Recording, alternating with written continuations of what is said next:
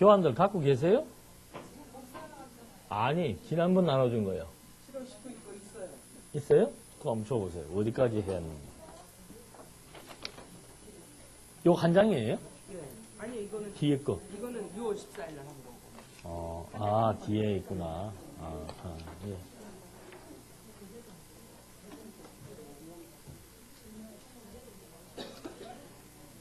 잠깐 기도하고 시작하시겠습니다.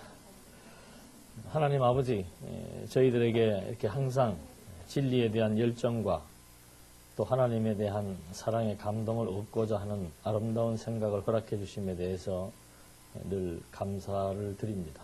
우리에게 주는 일상들을 통해서 하나님 은혜의 본질이 무엇인지를 깨닫고 늘 찬송하기에 부족함이 없는 우리의 삶으로 인도해 주시옵소서.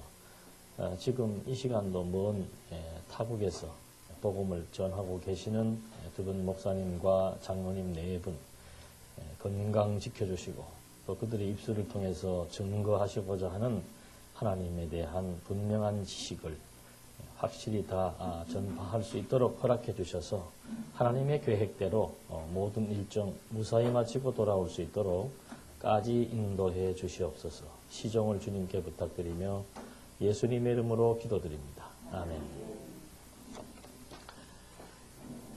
시편 148편 5절 한 절 보시겠습니다.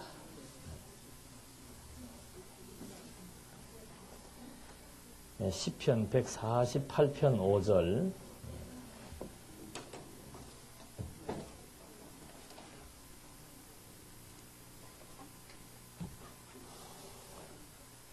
물 좀 주세요. 물. 네. 지난번 권사회 때는 빈컵만 갖다 놨더라고.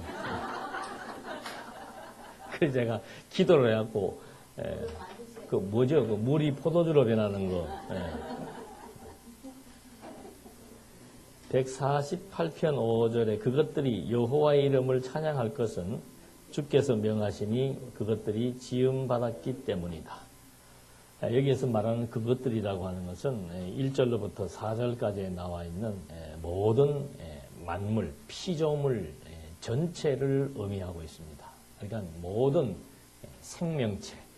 사실은 이런 나무나 우리가 생각하는 광물이나 또는 이런 물체나 이런 것들이 죽은 게 아닙니다. 다 살아있는 거예요. 그래서 모든 피조물들, 그 모든 피조물들은 여호와의 이름을 찬양해야 된다. 그 이유는 뭔가? 그것은 바로 지음받았기 때문이다.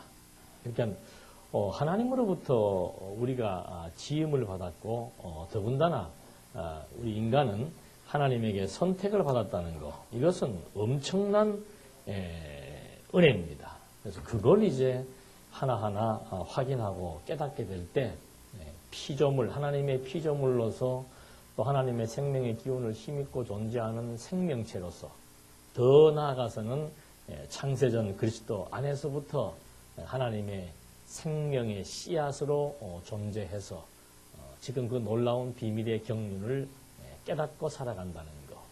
그것이 찬양의 이유라고 지금 여기서 밝혀주고 있습니다. 우리는 지금 계속해서 하나님의 속성에 대한 공부를 하고 있습니다. 속성이라고 하는 것은 하나님께서 갖고 계시는 어떤 성질, 이걸 의미하는 것인데 그것도 우리가 공부해야 되는 이유는 어디에 있는가? 우리를 창조하신, 우리는 피조물이니까 우리를 창조하신 창조주의 속성이 어떤 것인 줄 알게 될 때 그때 그분을 의지하게 되고 신뢰하게 되고 또 그분을 찬송하게 되는 그런 우리 신앙의 결과가 나타나는 근간이 되기 때문에 하나님의 속성을 공부한다라고 하는 것은 중요한 의의가 있습니다. 지난 시간에서도 이제 그 하나님의 속성을 분류하는 그런 그 방법들이 소개되었는데 중복되는 내용들이 많기 때문에 오늘 그 나눠드리는 교환을 통해서 있는 것처럼 공유와 비공유, 이게 일반적으로 하나님의 속성을 분류하는 방법입니다.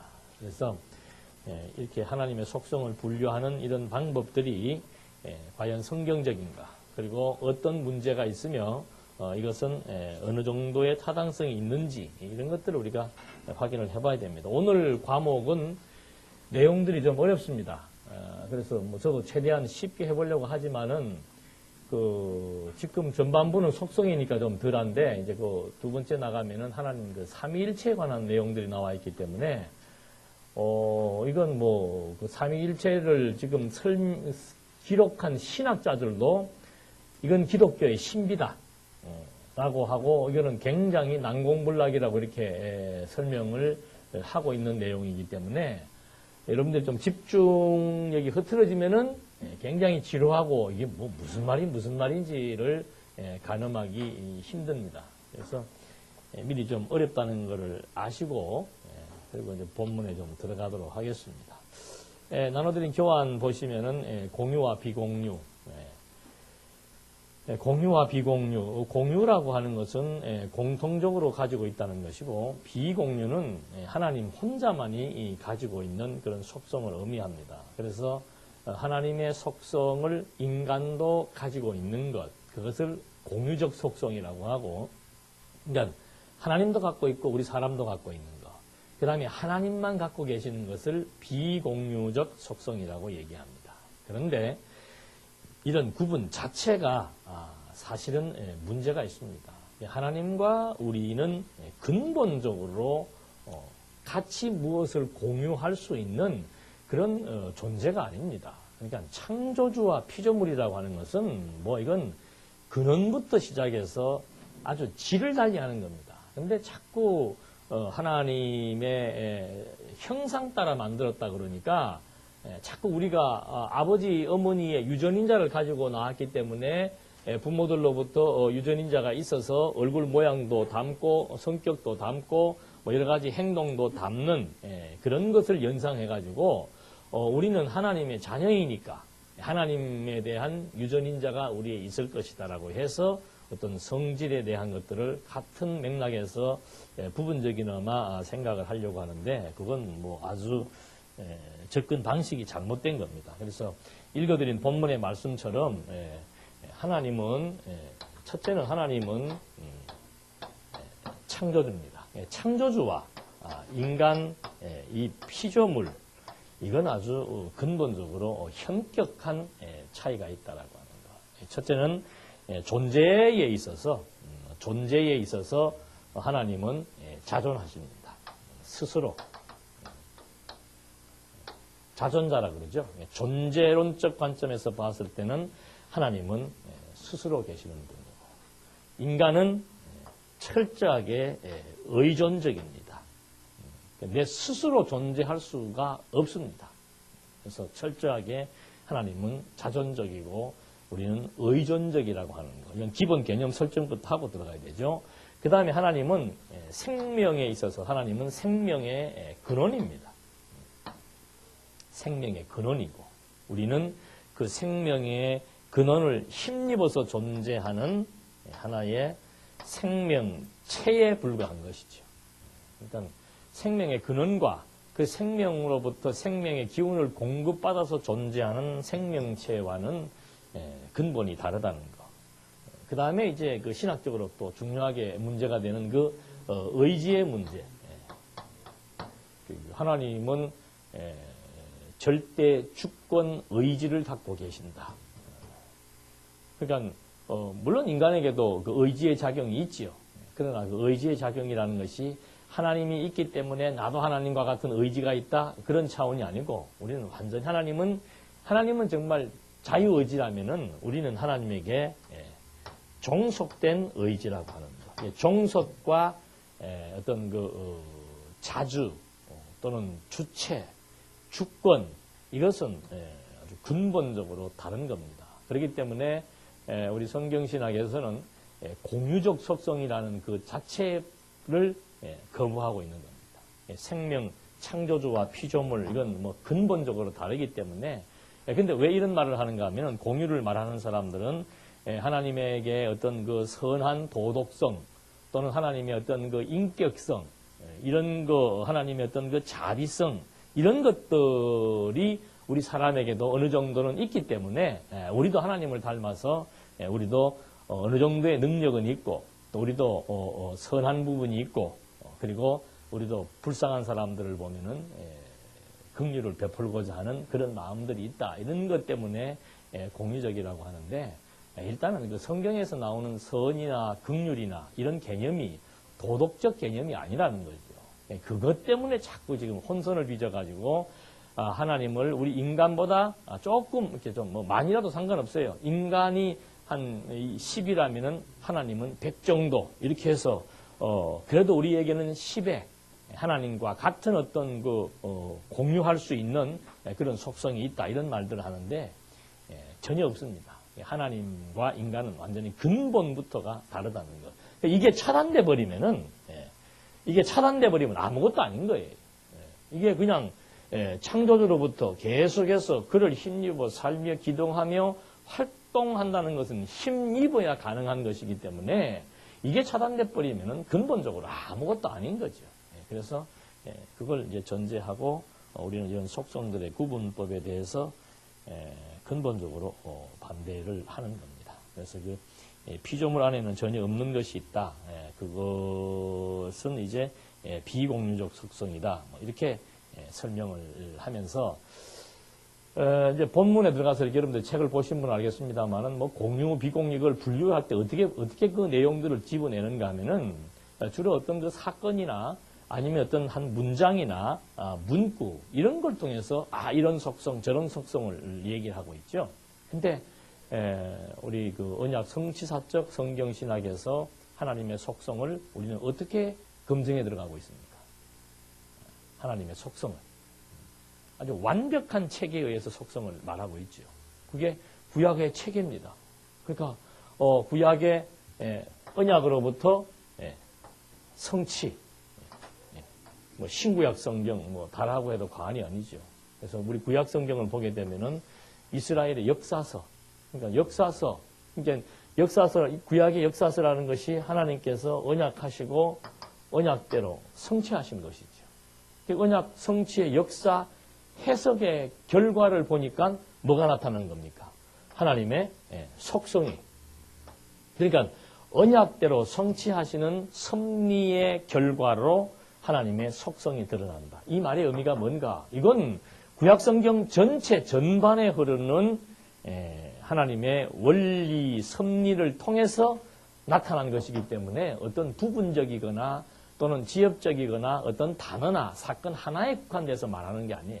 그러니까 전체 역사 흐름을 쫙 해석을 했을 때 정말 하나님은 전능하시다. 하나님은 신실하시다. 그러니까 우리는 그 전능하시다, 신실하시다, 하나님에게 주권이 있다, 영원하시다, 자비하시다는 그 속성을 말할 때 뭘 제시할 수 있습니까? 역사적 근거를 제시할 수 있는 거예요.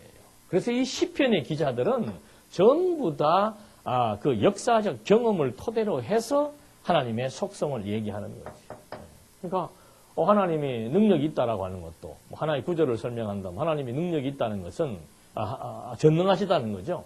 전능하시다, 능력이 있다. 그것은 언약을 이루었기 때문에 뭐가 있는 겁니까?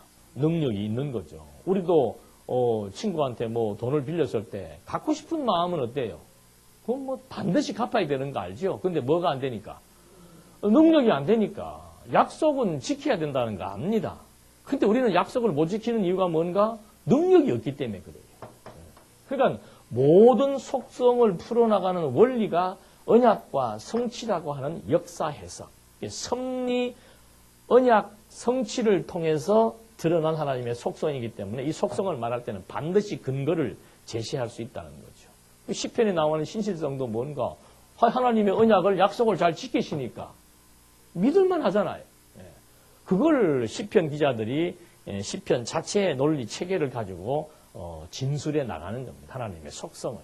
그러니까 시편도 보면은 시편 자체도 하나님께서 1편과 2편에서 언약을 세우잖아요. 그리고 중간에 그 언약을 이루어 나가는 과정을 쫙 소개하고 그리고 마지막에는 그 속성들을 찬양하게 하는 거 아닙니까? 그래서 하나님은 참 신실하다. 그 무슨 근거로 얘기하는가? 성경에 보니까 이 구절에 있더라. 그게 아니에요. 이스라엘 전체 역사 이스라엘 전체의 역사가 하나님 자기를 계시하신 계시 섭리 역사이기 때문에 그 계시하신 원리에 입각해서 언약대로 성취하시는 그 역사를 통해서 볼 때 하나님은 진짜로 신실하시다. 그리고 이 역사가 전부 당신의 언약대로니까 이 언약이라고 하는 것은 뜻이며 계획이며 작정에 기초한 것이죠.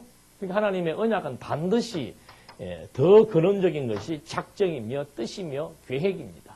그러니까 이거에 근거해서 언약을 세우셨기 때문에 그 언약이라는 것 자체 안에는 반드시 뜻이나 계획이 함유되어 있는 거죠. 그러니까 이 역사를 어떻게 이 역사가 어떻게 섭리되어지는가?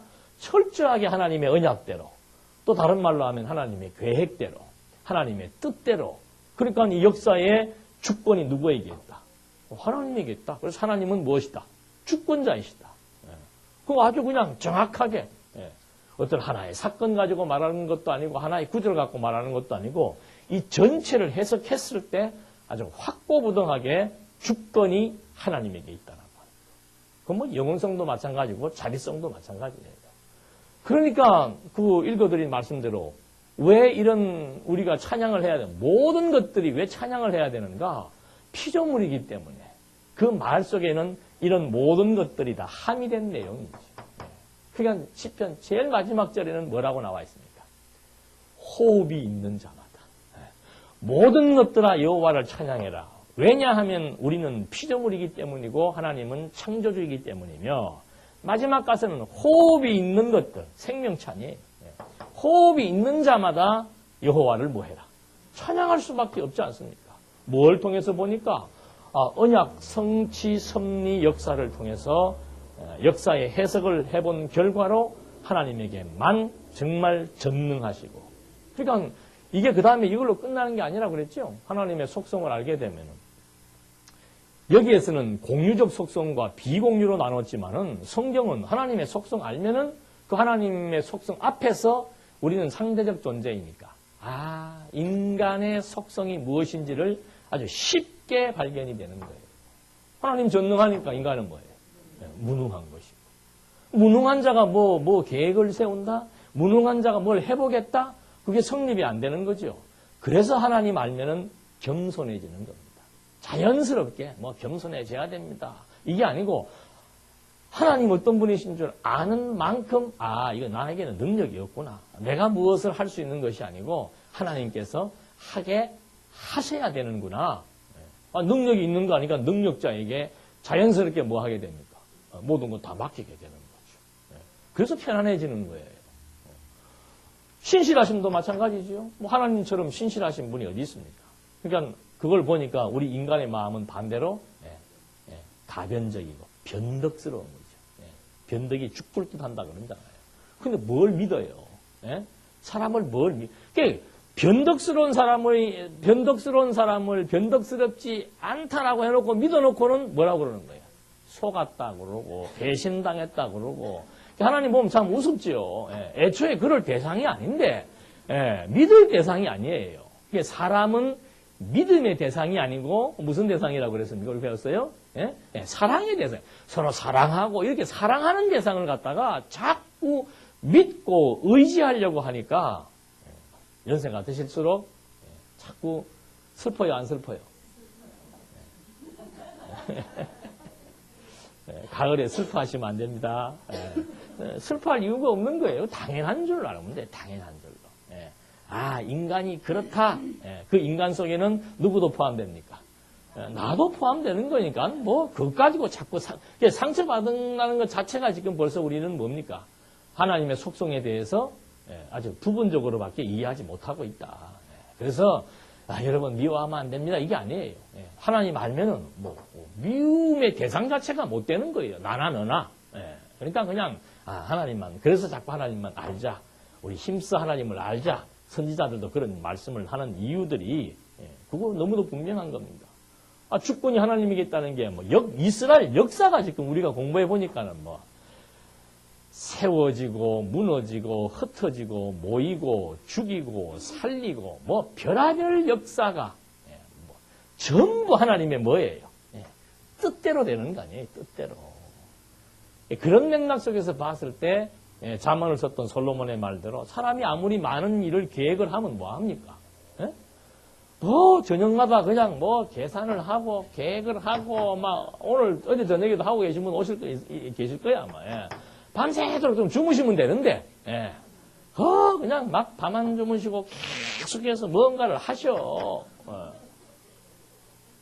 그게 지속되면 그게 무슨 병이에요? 그게 지속되면은 그게 불면증이에요. 불면증. 불면증은 불신앙입니다. 이유 없습니다. 잠이 왜 안 와요? 잠이. 생각이 많으니까 잠이 안 오는 거지. 생각이 많으니까. 불면증 고치는 것도 주권만 정확히 파악이 되면은 불면증은 사라지게 돼 있지요. 그러니까 의사들이야 뭐 이렇게 생리적이고 생체적인 관점에서 말하지만은 몸을 지배하는 게 뭐예요? 몸을 지배하는 게 정신이잖아요. 정신. 정신의 영적 기능이 바로 뭡니까? 하나님의 주권 확인하는 거 아니에요. 성경 공부를 통해서 하나님의 주권 확인되면은 인간이니까 뭐 전혀 안 할 수는 없죠. 뭐 계획도 세워보고, 뭐 사람도 믿어보고, 뭐 여러 가지 많이 해보면서도 거기에 푹 빠지지 않는 이유는 뭔가? 너무도 분명하니까. 그래서 정돈되어지는 거. 그래서 하나님의 속성과 인간의 속성은 반대 개념으로 이해하면 됩니다. 그래서 하나님의 속성 알면은 인간의 자기 발견하게 되고, 그래서 이 공유와 비공유라고 하는 구분법보다는 그냥 하나님의 속성 하고 그거 알아지니까 같이 공유하는 게 아니고 정말 인간의 속성이라는 것이 피조물이구나. 전적으로 창조주를 의존하지 않으면 존재할 수 없고 창조주로부터 주어지는 생명의 기운에 의해서 살아가고 있는 생명체에 불과한 것이고 그리고 전적으로 우리는 하나님에게 종속되어 있다. 무엇이? 모든 만사와 만물이. 그래서 이 속성과 비공유의 속성의 구분법이 잘못된 것을 말씀드립니다. 그래서 교환해 보면 이제 비공유적 속성에 보면 자존성, 뭐 불변성, 무한성, 단일성 뭐 이런 거를 얘기를 하는데 이렇게 지금 자꾸 여러 가지 잡다한 얘기들을 많이 합니다. 그 이유는 뭔가? 바로 성경에 나와 있는 사건이나 어떤 문장이나 문구 이런 걸 가지고 하다 보니까는 막 이렇게 여러 가지가 나오는데 성경대로 하면 되는 거예요. 성경대로. 근데 참 놀라운 게요. 구약 신학을 다루고 있는 모든 신학적 서적 가운데서 구약의 그 시가서, 욥, 시편, 잠언, 전도, 아가서를 하나님의 속성이라고 구분짓고 분류하고 정의한 서적은 한 권도 없습니다. 그냥 찬양으로, 그냥 노래로 이스라엘 백성들이 노래했다. 그리고 그 중간중간에 보니까는 몇 장 몇 절은 메시아에 대한 언약이다. 몇 장 몇 절은 메시아에 대한 언약이고 뭐 아가서는 뭐 사랑의 노래고 뭐 이런 식으로 얘기를 하지 그게 하나님에 대한 속성, 이스라엘 백성들이 이스라엘의 역사를 검증하고 해석한 결과로 나타난 하나님의 속성이라고 이렇게 정리한, 정의한, 규정한 그런 책은 없습니다. 그리고 그런 속성 자체 전체가 시가서 5권 전체가 오실 메시아에 대한 언약이라고 말하고 있는 책도 없습니다. 그러니까 이게 얼마나 한계가 이게 그러니까 지난번에도 그래 우리 권사님 그 세미나 할 때 요한일서 강의를 했더니 그 뒤에 목사님 한 분이 지금 신학계에서 공부하고 계시잖아요. 그분이 그런 말씀 하시더라니까. 그 얘기는 교수들도 못 알아듣는데 여러분 납득이 잘 갑니까? 왜 우리가 알아듣는 말을 그 사람이 못 알아들어? 너무 잡지식이 많으니까. 성경만 가지고 근거해서 설명하면 깨끗할 거를 막 온갖 철학, 온갖 골치 아픈 신학 이론들이 꽉 들어와 있으니까 뭐 제대로 된 얘기를 해줘도 그게 뭘 말하는지를 몰라요. 조금 현명한 교수들, 좀 이렇게 시각이 좀 이렇게 넓은 교수들은 한마디를 해주면은 우리 지난번 일본에 가서 그 일본의 구약학 그 학장처럼 그 한마디라면 말귀를 알아듣잖아요. 근데 신학자들의 80~90%가 말귀를 못 알아들어요. 이런 얘기를 하면은 뭐 그냥 그거 뭐 옛날에도 누가 그랬지 그렇게만 얘기를 하지 그런 거 한번 확인해 볼까 이런 자세를 취하지 않습니다. 그래서 그런 그 정말 성경이 말해주고 있는 내용들조차도 그걸 제대로 수납하지 못하는 이런 현실, 신학적 현실, 난감한 현실인데 하여튼 뭐 그런 맥락 속에서 이게 이제 하나님의 하나님만이 가지고 있는 속성 중에 하나가 자존성이고 뭐 불변성이고 무한성이고 단일성이다. 자존성이라고 하는 것은 뭐 스스로 존재론적 관점에 봤을 때는 스스로 존재한다는 얘기고 하나님의 어떤 그 권세의 관점에서 봤을 때는 주권을 의미하는 겁니다. 근데 여기 그 본문에서는 여러분들이 거기에 설명이 되어 있는지는 모르겠는데 지금 이거 그 비공유적 속성을 지금 공부하고 있습니다. 비공유적 속성. 지금 나눠드린 교환이에요. 첫 번째 페이지에 보면은 거기에서 보면은 속성의 분류에서 비공유적 속성에 보면은 자존성이라고 나와 있는데 이 자존성이라고 하는 것도 하나님은 자꾸 이제 이 하나님을 어떻게 생각을 하는가 하면 여기 지금 학자들은 뭐라고 했는가 하면 하나님은 자신의 신류의 필연성에 의해서 존재한다. 이게 무슨 말인가? 우리는 하나님으로부터 어떻게 해요? 창조한 피조물이고 우리의 존재는 의존적인데 하나님은 뭐예요? 누가 창조한 게 있습니까? 없습니까? 없잖아요. 그러면 성경에 있는 그대로 나는 누구다? 나 스스로 있는 자다. 나는 나다 그러면 되는데 거기에다가 뭐라고 설명을 붙이는가 하면 필연적으로 존재한다. 여러분이 필연이라고 하는 말의 그 철학적 의미는 뭔가 하면은 어떤 틀이에요. 그렇게 될 수밖에 없다. 그거는 하나님의 의지와 상관없이 하나님은 뭐 한다는 소리예요. 존재한다는 말. 그건 잘못된 얘기예요.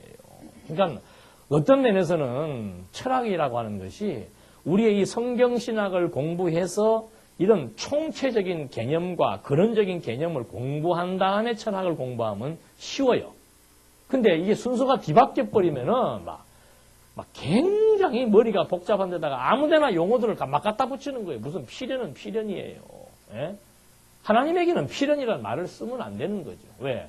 하나님은 그냥 스스로 존재하시는 거지 어떤 필연적으로 존재할 수밖에 없기 때문에 존재하는 것은 아니죠. 근데 여기 지금 볼컵도 그렇고 대부분의 신학자들은 다 이런 얘기를 합니다. 자존성이라고 하는 것도 그냥 말 그대로 하나님은 스스로 존재하신다.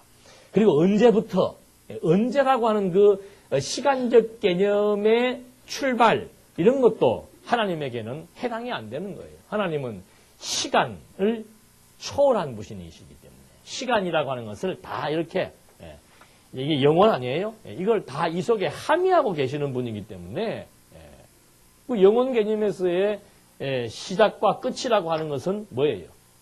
그냥 점이라고 그랬잖아요. 시작과 끝이 같은 거예요. 그러니까 이런 피조세계의 시간 개념이나 피조세계의 수의 개념이나 피조세계의 공간 개념을 가지고 영원하신 하나님을 이해하려고 하니까 이게 이제 진짜 조금 더 넘어가서 삼일체 가면은 별말이 다 나와요. 어떻게 그 초등학생들도 그 말 들으면 그거 아니잖아요. 할 수밖에 없는 말을 지금 신의 비밀이라고 얘기하면서 지금 얘기를 하는 거죠.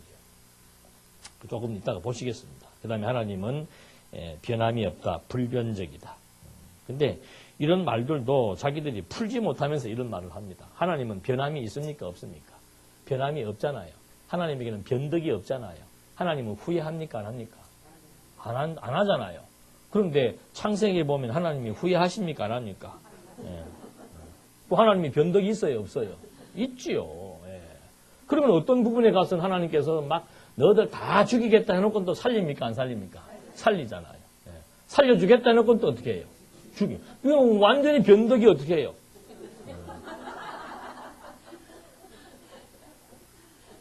그러니까 온 신학자들이 구원에 대해서는 어느 누구도 당신 구원 받았습니다라고 확정할 수 있다 없다? 없는 거예요. 왜? 언제 어떻게 될지 모르니까. 그러니까 쉬지 않고 뭐 해야 돼요? 예수님이 언제 오실 줄 모르니까 등불을 들고 뭐 해야 돼요? 준비하고 있어야 돼요. 자기들이 이런 말 쓰면서도 이제 이런 거에 대해서 답답함이 있는 거죠. 그래도 하나님은 변해서는 안 된다. 이런 생각들을 가지고 있는데 하여튼 이런 부분들 그러니까 언약 성취라고 하는 원리가 없으면은요 그 부분적인 사건만 보게 되면은 참 풀어지지 않는 문제가 많이 있습니다. 그 다음에 무한하다. 이 무한이라고 하는 것은 한계가 없다는 건데 그 한계가 없다는 말의 의미는 시작은 있는데 뭐가 없다는 얘기예요. 끝이 없다는 거. 이것도 어떤 면에서는 시간적 개념의 용어이지 영혼적 개념의 용어는 아니에요. 그걸 하나님이 언제 시작한 거예요? 하나님이 생신이 언제입니까? 우리는 다 몇 년도, 몇 년, 몇 월, 며칠이 있잖아요. 예? 언제 시작했냐 이 말이에요. 시작이 있는데 끝이 없다면은 하나님은 반드시 존재하신 시점이 있습니까? 없습니까? 근데 있다, 이게 무한이라는 말은 있다는 얘기거든요. 혹시 이런 말로 각각 목사님이 하시면 물어봐요. 생신이 언젠가? 우리도 좀, 아들의 생신은 아는데 아버지의 생신은 모르잖아요. 또 그냥 영원하신 하나님이라고 하면 되는데 왜 또 피곤하게 막 아버지라고 했다가 아들이라고 했다가 또 이 성령이라고 하고 이 아들은 누가 낳았어요? 아버지가 낳았고 성령은 아버지와 아들이 같이 합작을 해서 보냈고 근데 또 성부, 성자, 성령이 다 어떻게 해요? 하나라고 하고 똑같다고 얘기해요. 뭐가 똑같대? 다르지. 세상에 아버지하고 아들하고 맞먹는 게 어디가 있어요? 근데 아버지하고 아들하고 성령하고 동질이래요. 동질 또. 그러니까 이게 참 여러분이 영혼이라고 하는 이 개념 이제 앞으로 목사님이 언젠가는 정리를 하시겠지만은 문자로 정리를 하시겠지만은 이 개념이 안 들어오기 때문에 성경이 그렇게 난해하고 어려울 수밖에 없는 겁니다. 그래서 이 무한이라고 하는 말 자체도 이게 어떤 시간적 관계에서 설명되어지는 용어이기 때문에 방금 드린 말씀처럼 그런 그 질문들이 나올 수가 있습니다. 그래서 물론 성경에는 뭐 하나님께서 모든 어떤 그 한계로부터 자유로우시고 맞죠? 뭐 모든 한계로부터 자유롭다 그런 표현보다는 그냥 하나님께서 그냥 이걸 점으라고 하나님이 모든 것에 충만하시다고 해버리면 되는데 모든 한계로부터 자유롭다 뭐 이런 자꾸 표현들이 한계와 비교되고 시간과 비교되고 어떤 그 형상과 비교되어지는 인간은 영혼의 본질을 이해 못하니까 자꾸 상대적 존재이니까 비교의식을 가지고 신도 어떻게 생각하는 거예요. 자꾸 이렇게 어떤 피조물보다 조금 나은 쪽으로 비교해서 생각하려고 하기 때문에 이런 문제들이 발생을 합니다. 그 다음에 여기 보니까 단일성. 단일성이라고 하는 것은 하나님은 다른 존재와 분리되어 있는 독특하심이 있고 그리고 하나님은 합성물이 아니다. 뭐 이런 얘기가 하나님의 단일성 또는 유일성이라고도 얘기합니다. 유일성. 그러니까 그 삼위일체를 설명을 할 때 이제 이걸로부터 시작하는 거예요. 모든 문제가 요건 뭐예요? 요거는 하나라고 하는 뭐예요? 이게? 수 아니에요. 그러니까 하나님을 설명하는데 뭐로부터 시작한 겁니까? 수로부터 시작한 거예요. 그러면 처음부터 하나님의 유일성을 설명했으면은 하나님은 몇 분이다? 한 분이다. 그러면 끝나는데 또 성경을 보니까 몇 분으로 나와요? 세 분으로 나오는 거예요. 그냥 세 분이 한 분이다. 설명해봐라. 복잡해지는 거죠. 그래서 이 출발점, 항상 어떤 그 하나님, 그리고 어떤 본질, 근원을 설명할 때는 어떤 수로 접근하거나 시간으로 접근하거나 어떤 공간적 개념으로 접근하게 되면은 이제 계속해서 엉킬 수밖에 없는 겁니다. 시공형을 초월해 있는 이 세계를 설명을 하는데 시간으로 자꾸 설명을 하려고 그러니까 숫자로 설명을 하려고 그러니까 풀어지지가 않는 뭐 영원한 난제일 수밖에 없는 겁니다. 그 다음에 공유적 속성에서 하나님의 영성이 나옵니다. 영성. 인격적인 영으로서의 하나님. 이런 말도 안 맞아요. 인이라고 하는 게 뭐예요? 인이라고 하는 게. 사람인지 아니에요. 그러니까 하나님은 뭐예요? 인격적이다. 이런 말도 그건 안 맞죠. 격을 쓰려면 무슨 격을 써야 돼요? 신격을 써야 되지. 이제 그런 말은 잘 안 쓰는 용어들이니까 그냥 쉽게 생각 없이 하나님은 인격적인 영으로서의 하나님이시다. 그렇게 해서 하나님의 영성에 대한 설명을 이제 물질에 의지하지 않고 무한 절대의 관념이다. 뭐 이런 것들이 하나님의 영성이다. 그리고 하나님은 눈으로 볼 수 없기 때문에 하나님의 영성이다. 뭐 이런 식으로 설명을 하고 있습니다. 그러면서 볼 수 없는 속성, 인간의 인격도 인간의 마음도 안 보인다. 뭐 이런 식으로 설명하는데 마음 보입니까? 안 보입니까? 보이잖아요. 나는 여러분들 마음 보이는데 우리 마음 본다고 그러잖아요. 그 사람의 내면 세계를 읽을 수 있잖아요. 근데 또 안 보인다. 그냥 현상적인 관점에서만 생각을 하니까 얼굴은 보이지만 마음은 안 보인다. 이런 개념에서 설명을 하는 거죠. 그냥 사도 바울이 보이는 것이 다가 아니고 뭐다. 보이지 않는 것도 존재한다. 그러니까 벌써 이런 말은 거기에 위배되는 거죠. 안 보인다. 하나님의 인격성은 보이지 않는다. 이런 말도 엄밀한 의미에서는 그런 데서 위배가 됩니다.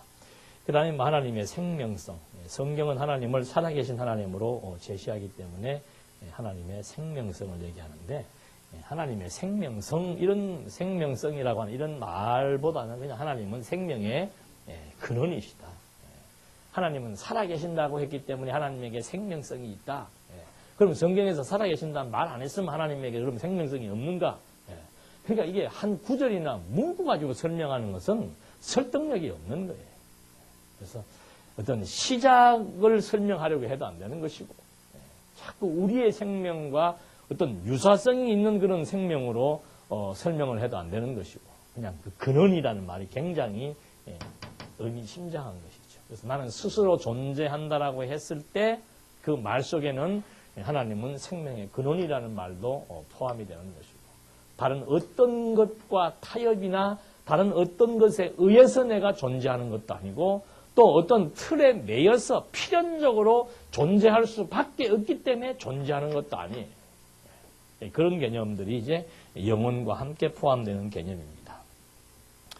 그 다음에 하나님의 인격성, 지정의를 소유했기 때문에 하나님의 인격성이다. 이런 표현들을 설명을 하는데, 그 인격성이라고 하는 것보다는 하여튼, 하나님의 어떤 신성, 그런 것들이 더 낫죠. 요한복음에 하나님의 신성, 이런 설명을 하는데, 하나님은 그러니까 인격이라는 것은 지정의를 의미하는데, 엄밀한 의미에서 이제 그 잠언서나 요한복음에 나와 있는 거 보면 하나님은 지혜와 지식의 뭡니까?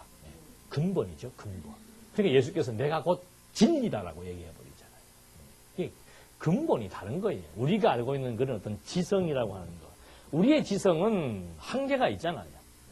그러나 하나님의 지성이라고 하는 것은 모든 것에 대한 근원이라고 하는 거. 그런 차원에서 우리는 계속해서 근원과 나타나는 현상적인 것, 본질과 현상의 관점을 이해하시면은 아마 이제 이런 내용들은 어떤 문제가 있다는 것을 가늠을 할 수가 있을 것입니다.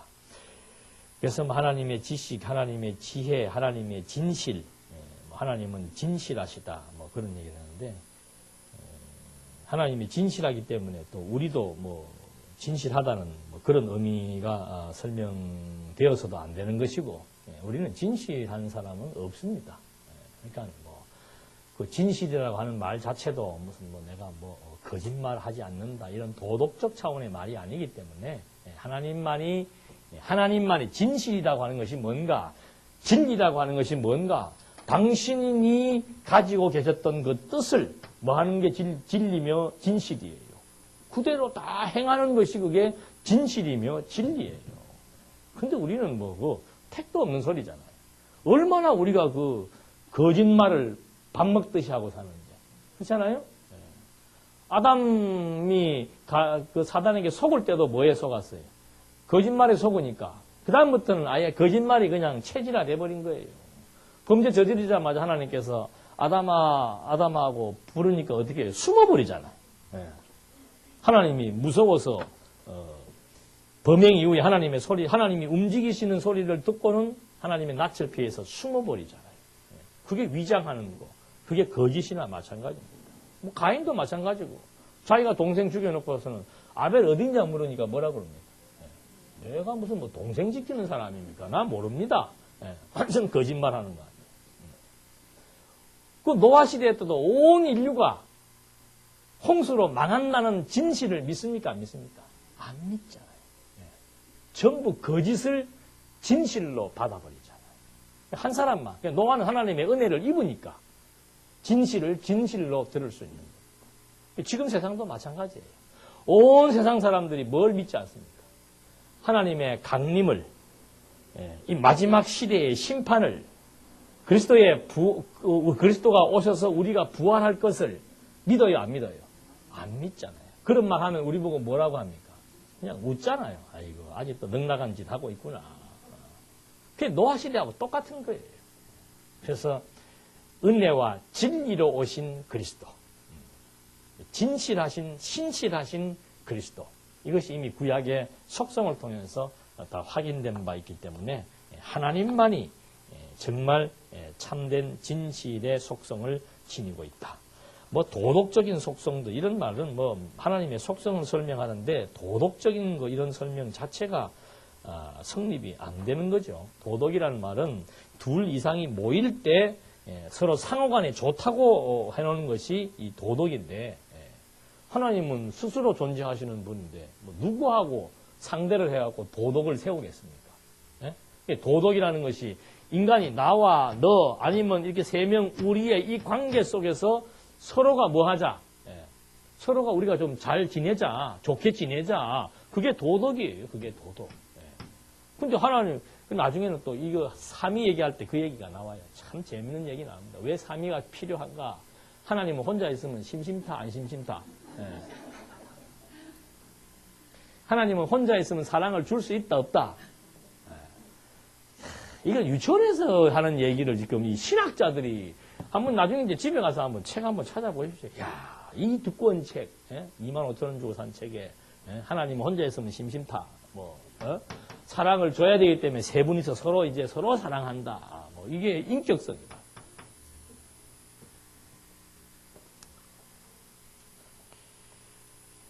지금 우리가 이 말씀이 전파가 잘 안 되는 이유 중에 하나가 뭔가 하면은 이게 너무 높은 거예요, 내용. 보통 사람들 그냥 이 정도에서 설명을 해주면 납득을 잘 하는데 이렇게 설명하면 얼마나 좋아요. 하나님이 왜 세 분이냐? 심심하잖아, 혼자 있으면은. 그러면 쉬운데 이게 막 여기 있는 거를 설명하니까 이만큼의 괴리와 갭이 있는 거예요. 그러니까 말씀을 막 설명해줘도 가만히 듣다가 뭐 그런 거 그렇기는 한데 하면서 안 받아들이는 이유가 뭔가 너무 이해가 안 되는 부분들이 많죠. 뭐 어떻게 하나님께서 사람 만들어갖고 막 어떤 때는 짓밟고 또 짓밟았다가 다시 당신 또 치료해주고 뭐 어떤 사람은 막 거짓말하고 나쁜 짓 해도 어떻게 해요? 막 복을 받고 어떤 사람은 정상적인 행동을 했는데 또 너 나쁜 놈이다 그러고 뭐 이런 말들이 이 수준에서 납득이 가요, 안 가요? 안 가죠. 그래서 이게 확산된다는, 뭐 일반적으로 확산되는 그 복음의 내용 보면 전부 다 굉장히 초보적입니다. 그래서 여러분들이 그 처음 복음을 접하는 사람들에게는 조금 여러분들의 수준을 어떻게 낮추셔야 돼. 처음 만나는 사람한테 하나님이 하신다. 너 망한 것도 하나님 했다 그러면 밤에 그분 잠 못 자요. 그렇게 막말을 망해버리면은 상대방 쓰러뜨리고자 작정한 거지, 그거. 그래서 이게 진짜입니다. 이게 너무 높아요. 너무 높은 지식이다 보니까는 신학자들도 지금 잘 납득을 못하고 이해를 못하는 그런 상황들. 우리 지난번에 칼빈 대학 갔을 때는 다 경험했잖아요. 그 세계의 유수한 대학입니다. 얼마나 졸업하기가 힘든 대학인지 몰라요. 근데 그 대학교 학장들이 여러분의 뭐 2번 놀랐죠? 질문하는 내용 보고도 놀라고 아주머니들이 너무 진지하게 앉아있으니까 이 도대체 무슨 팀인가. 학자들이 납득할 수 없는 분위기예요. 납득할 수 없는. 그리고 자기들은 이런 거에 대한 질문들을 서로 인격적으로 서로 합니까, 안 합니까? 안 해야 돼. 서로 피곤한 질문은. 그래서 그런 것처럼 이 지식이라는 게 우리가 가지고 있는 이 성경신학적 지식이 너무 정말 엄청나다는 것을 이렇게 한번 어렵지만은 교회신학을 이렇게 해보면서 하나하나 확인을 해볼 수 있습니다. 그래서 도덕적 속성에서 하나님의 거룩성, 하나님의 의, 하나님의 선, 뭐 이런 얘기. 그러니까 거룩과 의와 선을 전부 도덕적 기준으로 보는 거죠. 그러니까 뭐 접근 자체가 안 되는 거예요. 그러니까 거룩한다는 것이 뭐예요? 거룩하다는 것이 우리의 개념으로서는 뭐 진선미를 초월한다, 뭐 이런 설명으로 되지만은 윤리적인 어떤 도덕적 회악이나 윤리 도덕적인 나쁜 것이나 죄로부터 분리되어지는 것을 거룩이라고 얘기하는 거죠. 그렇다면 뭐 하나님이 뭐 어느 정도 뭐 죄 지을 가능성이 있다는 얘기예요? 뭐예요? 그러니까 그 도덕이라는 개념으로 하나님을 지금 정의를 하고, 의라고 하는 것도 마찬가지지요.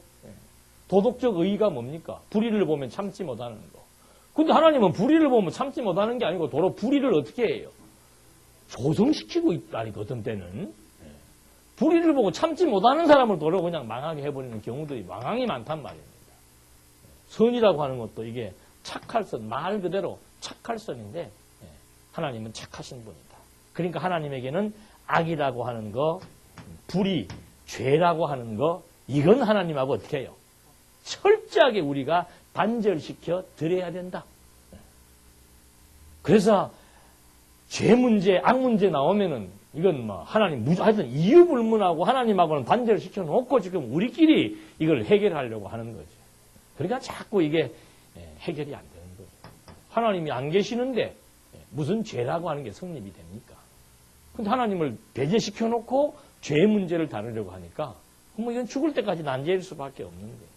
그래서 이 의나 선, 거룩이라고 하는 것이 뭐 진선미, 정말 참된 진리, 그리고 선한 뜻, 아름다움, 이 세 가지를 다 나타난 현상계의 진선미를 초월한 본질적인 진선미. 그러니까 하나님이 바로 진리 되시고 하나님이 모든 것의 선. 그러니까 선미에 이 하나님이 창세 전부터 하나님은 모든 일을 무엇에 의한 마음으로 시작하는 거예요. 작정을 무슨 마음으로 하시는 겁니까? 선한 마음으로. 그러니까 그 선한 마음이 뭐라고 표현되어 있습니까? 기쁘신 뜻대로. 그게 선이에요. 그러니까 차원이 다른 거죠. 일반적으로 말하는 이런 선과는 차원이 다른 거예요. 당신이 기뻐서 여기서부터 작정하시는 것도 당신이 기뻐서 하시는 것이고 창조로부터 종말에 이르는 섭리 역사도 여기서 기뻐서 시작했으니까 여기서도 다 뭐해서 기뻐서 시작하시는 거예요. 그게 선한 뜻이라고 얘기하는 거죠. 의라고 하는 건 뭡니까? 의라고 하는 거죠. 의도 마찬가지예요. 당신이 세워놓으신 뭐예요? 뜻이죠. 뜻. 그러니까 복음 하면 로마서에서 복음을 뭐라고 얘기하는 거예요? 복음에는 뭐가 나타나 있다? 하나님의 의가 나타나 있다 이 말입니다. 그러면 복음에 나타난 의가 뭐냐? 이게 논리 공부예요. 복음에 하나님의 의가 나타나 있다. 그러면 그 의가 뭔가? 보니까는 우리는 말할 수 있잖아요. 복음에 나타난 의가 뭡니까? 그리스도예요. 그리스도. 그래서 구약에서는 그리스도를 뭐 했다? 언약한 것이고 신약에서는 언약대로 그리스도가 성취하신 거. 그게 하나님의 의예요. 의. 그러니까 이 의가 언제부터 시작된 것인가? 여기로부터 시작되는 거예요. 그러니까 바울이 그러지 않습니까? 그리스도로 말미암아 또는 그리스도 안에서 그런 말들이 뭔가 이 의가 누구로 보여진다? 그리스도로 지금 보여주겠다 그 말이에요. 그게 하나님의 뜻이에요. 그러니까 구약에서 그리스도 오실 것을 언약한 것이고 신약에서 그리스도로 성취하시는 것이고 그러니까 이 세계의 모든 섭리 역사가 뭐 하나님은 아무 계획도 안 갖고 계시다가 인간이 타락하니까 그때부터 뭐 하신다? 인간의 구원을 계획하신다? 그것이 의다? 아니에요. 타락도 이미 다 여기에는 막 그리스도로 말미암아 세우실 복이 하나님의 나라잖아요. 신령한 복이 하나님의 나라잖아요. 그러니까 나중에 바울이 그것을 기업이라고도 얘기하는 거란 말입니다. 이 나라를 누구로 말미암아? 그리스도로 말미암아 그리스도를 통해서 세우시고자 했던 하나님의 기쁘신 뜻, 당신의 의가 있는 거예요. 그러니까 그 의를 그대로 실현하려고 하니까는 요걸 그대로 언약을 통해서 말씀하시고 그 말씀하신 내용이 바로 중심인물이 그리스도를 언약하시는 것이고 그리스도를 말미암아 성취하시는데 그리스도가 성취하시는 그 성취의 내용이 바로 하나님의 나라를 지금 세워나가시는 거 아니에요. 그러니까 이게 무슨 어떤 근거 없이 인간을 불쌍하게 여겨가지고 무슨 하나님을 무슨 인간의 감정적인 사랑의 표현 정도로 생각해서 타락한 인간들이 불쌍해가지고 막 그리스도를 막 십자가에 매달아가지고 피 흘리고 막 이렇게 해서 무슨 막 영화 만들듯이 그런 식으로 자꾸 생각들 하시는데 그거 아니죠. 철저한 창세전 하나님의 작정, 그리스도로 말미암아 나타나실 의가 하나님의 작정의 근거에서 나타난 의이기 때문에 그래서 그리스도를 확증하라. 왜? 이 의에 대한 확증이 있어야만 영원히 존재하시는 하나님의 존재에 대해서 우리가 확인하고 확정하고 확신할 수 있기 때문에 그래서 그리스도로 말미암아 하나님을 알게 되는 유일한 하나님을 알려주는 통로가 바로 하나님의 의, 복음에 나타난 하나님의 의, 그리스도를 지금 우리에게 말씀해 주는 거죠. 그런 맥락 속에서 그리스도를 우리가 알아야 된다는 것은 굉장히 포괄적이고 근본적이고 아주 중요한 의미를 갖고 있는 거죠. 그런 맥락에 있는데 예수 믿으면 구원받는다, 구원받는다. 참 답답한 얘기가 되는 거예요. 그래서 여기 지금 지성적인 속성들도 우리 언약 성취작성 맥락에서는 개념도 다르고 또 의미도 다르다는 것을 알아볼 수 있습니다. 그 다음에 뭐 이 주권적인 속성, 주권적인 속성에 대해서 이제 뭐 여기도 뭐 많아요. 말이 막 뭐 선행적 의지, 절대적 의지와 조건적 의지, 작정적 의지와 교훈적 의지. 학자들은 뭐 이렇게 말 만들어내는 걸 좋아하나 봐. 그냥 확실하게 뭐 제대로나 얘기하면 되는데 막 복잡한 거 많이 만들어가지고 사람들의 머리를 어떻게 혼미하게 만드는 게 이게 은사인 것 같아, 보니까. 그래서 뭐 하나님에게 뭐 하시려는 의지가 있고 우리는 이런 말 안 해도 그냥 한마디로 끝나버리잖아요. 하나님의 절대 주권. 그래서 이게 참 중요한 겁니다. 하나님의 절대 주권 설명했을 때 그 주권이 전부 다 무엇에 근거한, 작정에 근거한 하나님의 작정하신 작정과 계획에 따라서 당신이 섭리해 나가니까 하나님에게 뭐가 있다? 절대적인 주권이 있다. 이 피조세계의 모든 것이 전부 다 하나님의 계획대로 되어진다. 절대적인 주권이 있다. 그러니까 예수님도 여기 오셔서 사역하시는 목적도 이 계획, 이 뜻, 그거 지금 내가 성취하러 오기 왔다 이 말입니다. 그래서 나로 말미암아 하나님의 주권을 지금 뭐 하겠다? 계시해 주겠다. 그래서 히브리서 기자는 그리스도에 대한 설명을 본체의 형상이요 영광의 광채라. 아따 참 외우기도 힘들구만. 본체의 형상이요 영광의 광채라. 누가? 그리스도가. 그러니까 이 복음서에 나와 있는 예수님이 특히 요한복음에서 하시는 말씀의 한마디 한마디는 전부 어디를 다 근거로 해서 하는 말입니다. 전부 여기로 얘기합니다. 특히 요한복음. 그러니까 요한복음에서는 막 전부 이 관계가 유기적인 관계임을 계속해서 명시해주고 있는 거예요. 당신이 이 땅에 오신 것도 성부 하나님, 당신은 성자잖아. 이 관계 하나라 이 말입니다. 그리고 여기에 누가 있는 겁니까? 우리 성도들이 있는 거죠. 그래서 이 관계를 계속해서 설명해주면서 나의 모든 사역, 이것이 하나님의 무엇이다? 뜻이다. 이게 작정 계획이죠. 뜻이라고 하는 것 자체가 여기에 당연히 절대적인 주권이 포함되어 있는 거죠. 그러니까 예수님 마지막에 당신의 사역을 감당하실 때도 내 뜻대로 마시고 아버지의 뜻대로. 왜? 내가 온 것은 내 뜻을 행하기 위해서 온 것이 아니고 아버지의 뜻을 이루기 위해서 왔으니까. 이 아버지의 뜻이 영혼세계의 사역이라 그 말입니다. 이 영혼세계의 사역인 작정 계획을 이제 피조세계에서 그리스도 당신이 언약대로 성취하시는 거죠. 그래야 이것이 이분에 대한 계시 사역이 되는 거라 그 말입니다. 그래서 예수님의 일거수일투족, 그건 정말 이 계시적 관점에서 해석이 돼야 되고 근본적으로 작정 언약 성취라고 하는 이 원리의 입각에서 설명이 되어져야만 이 참 대단한 깊이 있는 의미가 있고 그 목적이 하나라고 하는 사실을 정확히 우리가 규명하고 이해할 수가 있는 거죠. 그러니까 예수님의 그 요한복음에서 포도나무와 가지 비유 전부 유기적 관계. 여러분 요한복음 한번 읽어보십시오. 계속해서 아버지가 내 안에, 내가 아버지 안에, 너희가 내 안에, 내가 너희 안에, 내가 온 것은 아버지에게로부터 왔고, 아버지의 뜻을 이루기 위해서 왔고, 나를 본 자는 아버지를 본 자고, 뭐 나를 부인하는 자는 아버지를 전부 이 관계 형성. 하나라 이 말입니다. 그러니까 이거를 일로 끌고 오면 그냥 이 안에 있는 사역이에요. 이 안에 있는 사역. 그러니까 요한복음이 많은 사람들이 어렵다는 얘기가 뭔가. 이 개념 없으면 어렵죠. 태초에 말씀이 계시니라. 그 말씀이 누구와? 하나님과 함께 계셨는데 그 말씀은 곧 뭐다?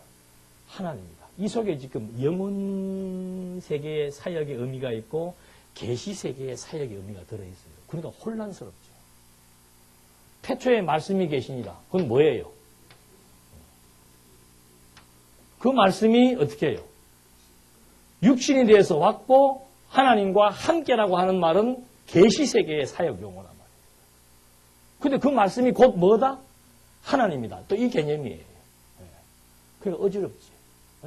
여기를 왔다 갔다 하니까.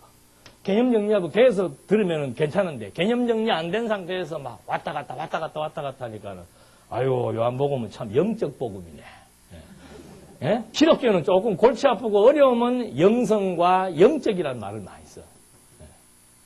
그래서 하여튼 뭐 성경을 보든지 신학적인 개념을 정리하든지 이 근원적인 것으로부터 개념 이해가 되어져야만 이 피조세계의 용어를 통해서 설명하는 의도, 목적, 개념, 성질들을 정확히 우리가 파악을 할 수 있고 그리고 또 나아가서는 이 근본을 또 이해하는 것도 아주 정확한 위치와 구조 속에서 우리가 이해를 할 수가 있습니다. 그래서 뭐 이 주권 문제에서 제일 문제가 되는 것은 뭔가 하면은 아까도 나왔습니다만은 죄에 대한 문제예요. 죄에 대한 문제. 이 주권에 있어서. 만사가 하나님의 멋대로 되었다. 계획대로 됐다는 것이 주권 아니에요. 그럼 만사가 하나님의 계획대로 됐으면은 가룟 유다가 예수님을 파는 것은. 근데 성경에 또 그 말이 나와 있으니까 더 깝깝한 거예요. 그런 말이라도 없으면 좋겠는데 예수를 판 가룟 유다의 행위는 이것이 다 뭐다? 하나님의 뜻이라고 말하고 있습니다. 그리고 사도행전에 보면은 로마의 법에 의해서 예수가 처형된 것도 예루살렘에 예수를 죽이려고 많은 사람들이 모여서 그를 죽였던 그것이 다 하나님의 멋이다. 세상에 그런 뜻이 어디가 있냐 이 말이에요. 그래서 이 주권 얘기하면서도 이런 부분들이 굉장한 난제로 남아있는 거죠. 하나님은 그런 악한 분이 아니신데 어떻게 하나님께서 우리 인간에게 죄를 짓게 할 수가 있을까? 그건 아니고 죄를 뭐 했다? 그래서 의지 얘기를 할 때 절대적 의지가 있고 또 인간에게는 어쩔 수 없이 요 자유의지를 조금 허락해 주었다고 말해주는 거예요. 그래서 이걸 인간에게 돌려버리려고 합니다. 근데 더 큰 상처가 되는 줄은 모르죠. 절대 주권의 개념에 더 큰 문제가 발생하는 것은 모르고 요 문제 제 문제 해결하려고 작은 거 하나 해결하려고 본질을 지금 훼손시키는 이것이 지금 현대신학의 현주소입니다. 그래서 이 주권성에 있어서는 저런 죄에 대한 문제 이것이 아주 지금도 남아있는 난제로 설명이 되고 있습니다. 조금 쉬었다가 이제 삼일체에 대해서 하도록 하겠습니다.